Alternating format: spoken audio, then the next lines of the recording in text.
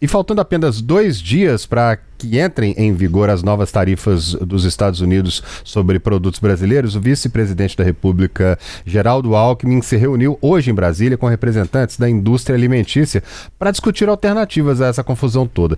Mesmo com pressões internas nos Estados Unidos, produtos como café, carnes e também seguem na lista de itens que vão sofrer aumento de impostos. Além desses outras importantes exportações brasileiras também devem ser afetadas. Manga, goiaba, cacau, o açúcar orgânico, né, que tem presença significativa ali no mercado americano, e em alguns casos mais da metade da produção também segue sendo afetada, portanto, né?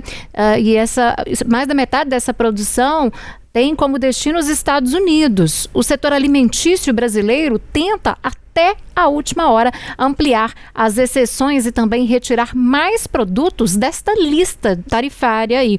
A expectativa é que até quarta-feira desta semana novas pressões possam surgir efeito junto ao governo norte-americano. A situação é ainda mais delicada para produtos perecíveis, o que torna difícil encontrar mercados alternativos de forma imediata, ou seja, muita coisa vai se perder. Empresários estão super preocupados com isso, com os prejuízos significativos com essas medidas. Pois é, e apesar dos esforços do Brasil, o presidente americano Donald Trump ainda não sinalizou oficialmente uma abertura, né, para as negociações comerciais diretas. Até agora, a justificativa do governo dos Estados Unidos para o tarifaço tem sido mais política do que propriamente econômica. Na ordem publicada por Trump, ele destaca questões como o posicionamento do Supremo Tribunal Federal em casos envolvendo aí o ex-presidente Jair Bolsonaro, além das políticas de regulação das plataformas digitais aqui no Brasil. Em discurso, o presidente Luiz Inácio Lula da Silva voltou a afirmar que está disposto a negociar e que interferências internacionais na política brasileira serão inaceitáveis. Nós temos postura, nós temos interesses econômicos e interesses políticos para negociar. Eu não vou abrir mão de achar que a gente precisa procurar construir uma moeda alternativa para que a gente possa negociar com os outros países. Eu não preciso ficar subordinado ao dólar. Eu não estou falando isso agora não. Em 2004 nós fizemos isso com a Argentina. Em 2004. Agora nós queremos negociar. Nós queremos negociar igualdade de condições. Negociar a igualdade de condições. Os Estados Unidos é muito grande, é o país mais bélico do mundo, é o país mais tecnológico do mundo, é o país maior econômico do mundo. Mas tudo isso é muito importante. Mas nós queremos ser respeitados pelo nosso tamanho. Nós temos interesses econômicos, temos interesses estratégicos, nós queremos crescer. E nós não somos uma republiqueta. Tentar colocar um assunto político para nos taxar economicamente é inaceitável. O presidente Lula disse ainda que quer evitar confusão, mas que não tem medo de enfrentar o que vier pela frente. Eu acho que um presidente da República pode taxar o que quiser. Aqui no Brasil, é importante vocês saberem, de vez em quando eu me reúno com o Alckmin, talvez me reúno com a Haddad, para a gente aumentar a taxa de algum produto que a gente importa de algum outro país. E a gente aumenta no máximo aquilo que a OMC permite que aumente 35%. Agora ele extrapolou os limites, porque ele quer acabar com o multilateralismo. Ele quer a volta da negociação, sabe, país com país. Ou seja, você negociar, um país pequeno, negociar com os Estados Unidos, é como um trabalhador de uma fábrica que tem 80 mil trabalhadores negociar sozinho com o patrão. O acordo é leonino, não vai ganhar nada. Então o que nós queremos, na verdade, é o seguinte: nós estamos trabalhando, nós vamos ajudar nossas empresas, nós vamos defender os nossos trabalhadores e vamos dizer o seguinte: olha, quando quiser negociar, as propostas estão na mesa. Aliás, já foram apresentadas as propostas pelo Alckmin e pelo Mauro Vieira. Então, quem quiser confusão conosco, pode saber que nós não queremos brigar. Agora, não pensem que nós temos medo. O chanceler Mauro Vieira, ministro das Relações Exteriores, condenou hoje o que chamou de conluio entre brasileiros e forças estrangeiras para atacar instituições e a soberania do Brasil. Mauro Vieira ainda disse que saudosistas declarados do arbítrio, em uma referência ao golpe militar de 1964 e, abre aspas, amantes confessos da intervenção estrangeira não terão êxito em sua tentativa de subverter a ordem democrática e constitucional, fecha aspas. As declarações ocorreram em cerimônia de comemoração de 80 anos do Instituto Rio Branco. Tenho enorme orgulho e sentido de responsabilidade na atual tarefa de liderar o Itamaraty na defesa da soberania brasileira de ataques orquestrados por brasileiros em conluio com forças estrangeiras.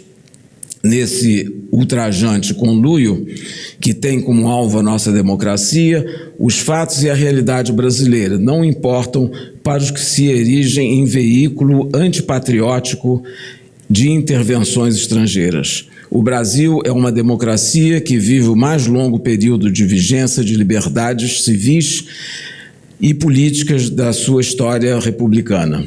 São 40 anos de convivência democrática ininterrupta, na qual o país resolveu pacificamente crises políticas e avançou significativamente em áreas como o combate à inflação, a modernização econômica e o enfrentamento das desigualdades sociais e regionais que marcam nossa história. Sejamos claros, nossa sociedade democrática e suas instituições derrotaram uma tentativa de golpe militar, cujos responsáveis estão hoje no banco dos réus em processos transparentes, transmitidos pela TV em tempo real, com direito à ampla defesa e com pleno respeito ao devido processo legal. A Constituição Cidadã não está e nunca estará em qualquer mesa de negociação. Nossa soberania não é moeda de troca diante de exigências inaceitáveis. Ao relembrar a figura monumental do Dr. Ulisses Guimarães, observo que é nossa responsabilidade defender a Carta e nossa ordem institucional, conquistada com sacrifício pessoal de tanta gente que ousou lutar pela liberdade e enfrentar o arbítrio. Reafirmo, saudosistas declarados do arbítrio e amantes confessos da intervenção estrangeira não terão êxito em sua tentativa de subverter a ordem democrática e constitucional da República Federativa do Brasil. Para nos ajudar a entender melhor esse momento de tantas mudanças na estrutura econômica e política mundial, nós convidamos o especialista em relações internacionais, Guilherme Meirelles. Muito boa noite, Guilherme. Obrigado por participar com a gente aqui mais uma vez. Guilherme, o governo brasileiro tem buscado, aí, como a gente está vendo, diálogo com os Estados Unidos constantemente até o último momento. A gente está na beirada aí do tarifaço. Na sua avaliação, ainda tem espaço para que essa lista tarifária seja revista ou a gente já está diante de um cenário praticamente reversível? Obrigado pelo convite, um abraço a todos aí em Minas Gerais. Eu acredito que nesse momento tudo que podia ser feito para tentar reverter os 50% como um todo já foi feito e agora não tem mais como mesmo. Então, quer dizer, aquela lista das exceções ela já foi feita de uma maneira que muitos produtos se tornaram isentos e foi o máximo que a diplomacia brasileira conseguiu nesse primeiro momento. Então, acredito que a partir dessa quarta-feira já começa a valer, mas, por outro lado, eu também acredito que nos próximos meses as negociações vão ser retomadas e a tendência é que, pós o início da vigência, outros produtos se tornem isentos também, porque o impacto nos Estados Unidos vai ser muito grande também. Agora, a postura do presidente Lula tem sido ao mesmo tempo de diálogo e também de firmeza, né? Ele fala, olha, a gente vai negociar, mas nós não vamos ficar por baixo, nós não temos medo ali dos Estados Unidos, nas palavras mais ou menos assim do presidente Lula. Como que essa fala dele, esse posicionamento do presidente, como que isso é visto internacionalmente, assim? Pode surtir algum efeito real? Então, a ideia do governo foi colocar o vice-presidente Alckmin para fazer esse gerenciamento, porque se sabe que o presidente Lula ele tem uma tendência a gostar muito da polêmica, né? Isso faz parte da história dele como político. O presidente Alckmin já é uma pessoa mais serena nesse sentido, o vice-presidente Alckmin, perdão. Então, no caso, quando o Lula coloca esse tipo de comentário, é um pouco para jogar para a base dele, né? E um pouco também para mostrar que o Brasil não vai se submeter à ameaça do Trump, que está cada dia que passou mais claro, cada dia está mais claro que foi uma ameaça baseada em motivos políticos. Vamos lembrar sempre o seguinte: os Estados Unidos têm déficit, o Brasil tem déficit comercial com os Estados Unidos. Significa que essa tarifa não faz qualquer sentido econômico. Tá? Então, a decisão do Trump foi uma tentativa baseada num lobby que o Eduardo Bolsonaro, o Paulo Figueiredo tem feito nos Estados Unidos, um lobby criminoso, diga-se de passagem, né, o que é sempre importante dizer aqui, mas um lobby para tentar salvar o pai dele da prisão, salvar o ex-presidente Bolsonaro da prisão. Então, não cabe ao governo brasileiro, de fato, sucumbir a essa ameaça do governo dos Estados Unidos. Eu acho que, nesse sentido, o presidente Lula ele tem feito comentários um pouco para jogar para a base dele, né, para mostrar para a base dele que ele tem interesse ele mantém aquela ideia de não intervenção no Brasil, mas também para mostrar para o mercado que não adianta querer ameaçar o Brasil com um motivo desse, né, de uma potência estrangeira querer intervir em assuntos internos brasileiros, que o Brasil não vai deixar. Agora, Guilherme, a gente tem visto, né, nesses últimos tempos, essa mudança geral com esse tarifaço do Trump, a forma que ele vem governando os Estados Unidos aí nesses primeiros meses de mandato. As decisões dele mais recentes de taxar especificamente o Brasil parecem estar sendo muito mais políticas do que econômicas. De uma forma global, o que isso representa, essa mudança, né, ideológica, econômica? O que representa isso dele tomar uma decisão por decidir interferir na justiça de um país, de uma nação como é o Brasil?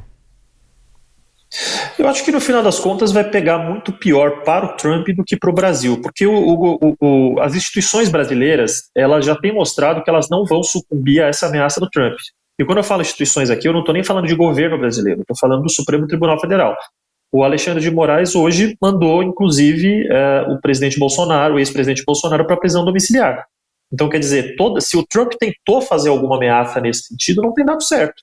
Porque depois que o Trump fez essa ameaça via carta, né, com a história da tarifa dos 50%, o Supremo foi cada vez mais aprofundando as investigações contra o Bolsonaro, a ponto de que agora ele já está em prisão domiciliar. Então, quer dizer, se o Trump tentou mesmo uma ameaça, que é o que tudo indica, deu errado, né? E, por outro lado, mostra que, felizmente, as instituições brasileiras elas estão funcionando bem e sobreviveram à tentativa de golpe de Estado que o ex-presidente Bolsonaro e algumas pessoas próximas tentaram fazer em 2022, como está cada vez mais elucidado.